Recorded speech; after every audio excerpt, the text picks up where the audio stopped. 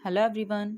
आज हम पढ़ेंगे क्लास 7th साइंस चैप्टर 4 अध्याय 4।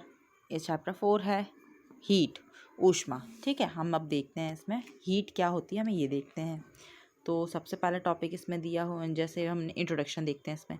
गर्मी में सूर्य के प्रकाश से हम गर्मी महसूस करते हैं। इसी तरह सर्दी की रात में हम ठंड का अनुभव करते हैं। सर्दियों में सूर्य के चमकने से दिन में हमें गर्म महसूस होता है। इसी तरह गर्मियों में आप जो आइसक्रीम खाते हैं वह ठंडी है, सर्दियों में कॉफ़ी पीते हैं वह गर्म है होती है। इस प्रकार हम देखते हैं कि कुछ वस्तुएं गर्म होती हैं, कुछ वस्तुएं ठंडी होती हैं। वस्तुओं की उष्णता तो शीतलता बदलती रहती है। जैसे सर्दियों में जो आप गर्म पानी इस्तेमाल करते हैं अपेक्षा उबला हुआ पानी ज़्यादा गर्म होता है। शरीर की गर्मी तथा सर्दी की ऊर्जा के कारण होती है, जिसे ऊष्मीय ऊर्जा हीट एनर्जी कहते हैं। अतः ऊष्मीय ऊर्जा को हम इस प्रकार परिभाषित करते हैं कि जिस ऊर्जा के कारण हमें सर्दी तथा गर्मी का अनुभव होता है वह ऊष्मीय ऊर्जा होती है।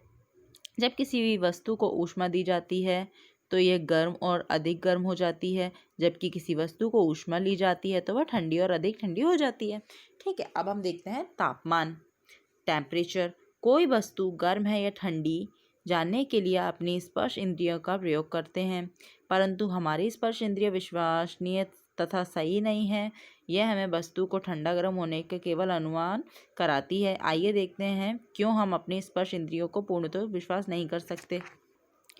स्पर्श बोध के द्वारा ही केवल कर सकते हैं। एक वस्तु दूसरी अधिक गर्म है, लेकिन कितनी गर्म है, इस प्रश्न के उत्तर के लिए हमें दो वस्तुओं की ऊष्मा गर्मी या ठंडक के अंतर जानने की आवश्यकता है।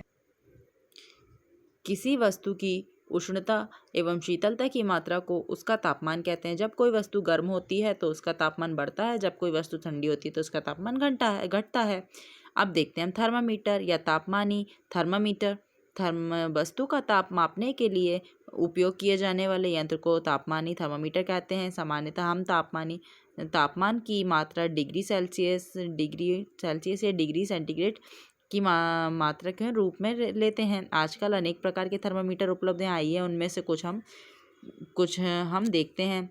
जैसे तापमानी लैबोरेटरी थर्मामीटर। प्रयोगशाला में प्रयोगशाला तापमानी का प्रयोग करके वस्तुओं का ताप ज्ञात करते हैं। इस तापमापी के कांच के द्रव्य होता है।